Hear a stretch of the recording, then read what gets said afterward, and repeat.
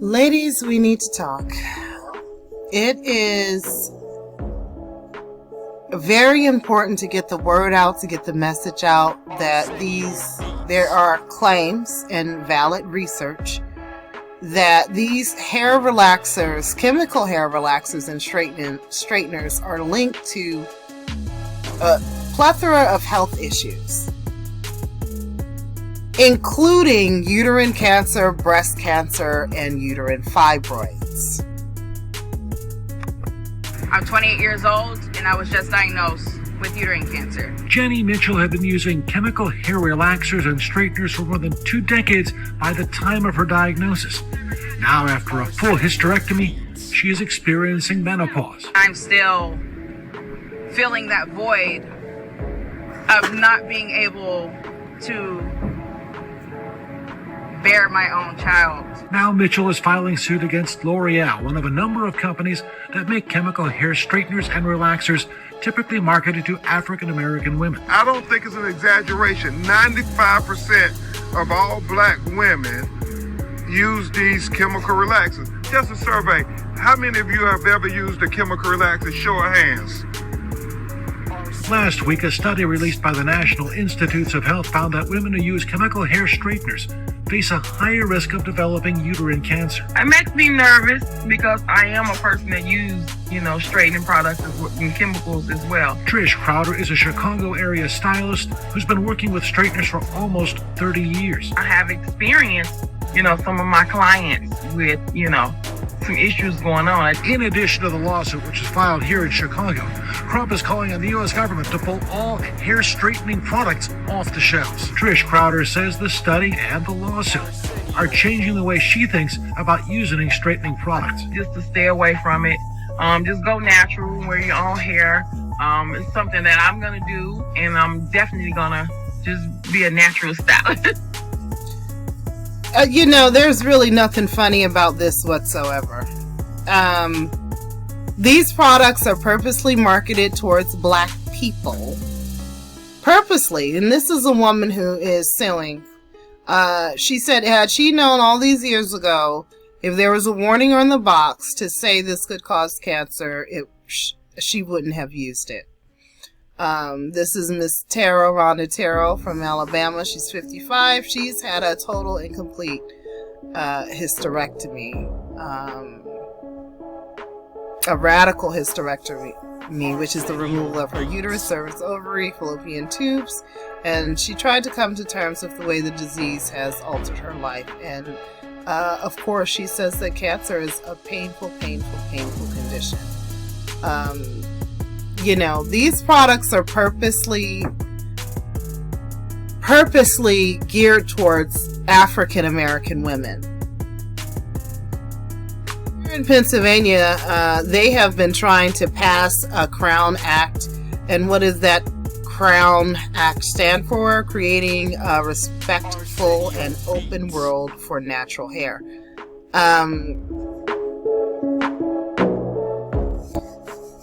It says, help us end hair discrimination in Pennsylvania. Did you know that it is legal to discriminate against a person in the workplace, at school, or even in recreational activities in the state of Pennsylvania simply based on how you choose to wear your natural hair? Well, if you find that they're discriminating against people based on their ethnicity, no, that is not legal. Racial discrimination is a violation of civil rights. So if someone is picking to discriminate and have a pattern of discriminating against people with coiled, kinky, or African,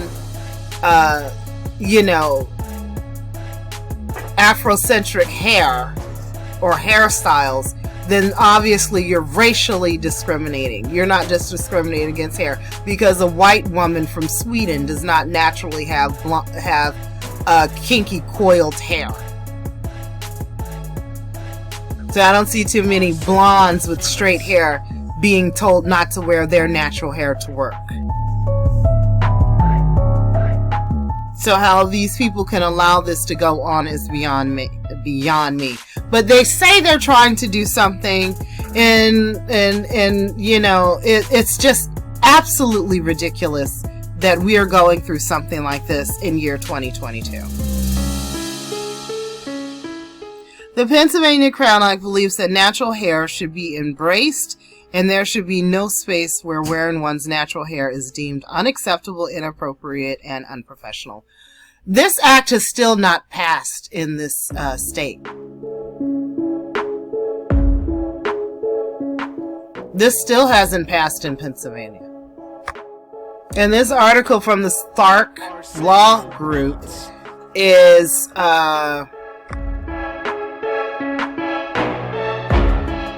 from May 7th of 2022. Now, we just had all of these elections, so hopefully we'll see some movement on this, but it's ridiculous that it hasn't even passed yet. Especially in a state like this where there's so many black people. Another Pennsylvania city may soon enact a Crown Act. In recent years, a growing number of states have enacted Crown Act laws which prohibit employers, schools, and other institutions from discriminating against black people for having natural hair or for wearing their hair in styles that are associated with black hair. A federal Crown Act has passed in the United States House of Representatives, but so far it's going nowhere in the Senate, even though the Senate is controlled by Democrats at the time this article was written. So you would think, I mean, you know, I'm not one of those people who tries to say one particular party is racist or the other, because you'll find racists in both parties. But the fact that this has not passed, and you had majority of the Congress and the Senate and a Democrat president, is kind of weird. And they're supposed to be, they get damn near 90% of black voters. If black male voters, almost over 90% of black female voters are voting Democrat. You had the Democrat majority in the Congress House, the Congress, the Senate, and obviously Joe Biden is president. So why this hasn't passed yet, I don't know. They had the anti-Asian hate crime bill that passed. So they were passing laws that prohibited discrimination based on race. There's not one bill on the book that specifically addresses the lynching and discrimination towards black people. This Crown Act hasn't passed yet.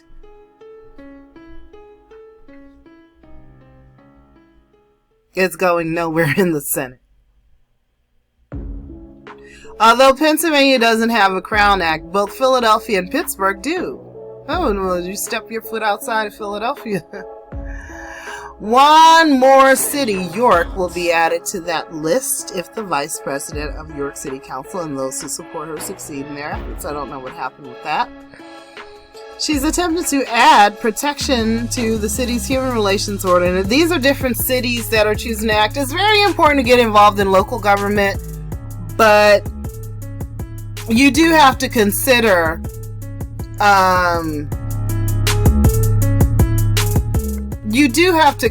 the fact that there are states where blacks are in the minority, and if it's not for a federal legislation, then, or federal law, things will never change. You know, you have places like Montana, Vermont, Oregon, you know, places in the country where it's Iowa, where it's majority white. That's the last thing on their mind, is giving a damn about black people being discriminated. They look at it like, why don't you straighten your hair and dye it blonde and go marry yourself somebody that's not black, so your kids won't have to look like you. That's their attitude. Make sure your kids don't have to go through what you're going through. Make sure that they're light skinned with straight hair. And tell your children to tell their grandchildren to not procreate with somebody that looks like you. That's their attitude in those states where it's like less than 1% black people. So if it's not for a federal law, it's some of these states, if you're black living there, you can forget about it. You can forget about it. And then some people wonder why we think that this is a racist country. It's because of stuff like this. You know, do I think everybody in the country is racist? No. But do I think that there are people that are racist in the country and use loopholes and use systems in the country to try to hurt people based on their race? Of course, I would be naive to pretend as though that isn't happening. So this is recently what I pulled up about this. It was sponsored by Cory Booker, a senator from New Jersey, Northern Jersey, I believe. And the last it says in this tracker here, it was introduced and it's a long ways away from actually becoming law. Last action, Senate, March 22nd, 2021, read twice and referred to the Committee on the Judiciary. The Democrats have been in charge for a while. Just sort of curious to why this has stalled the way it has. Maybe sometimes you think someone's an ally and it's all for show. So I just want to tie things up a little bit here.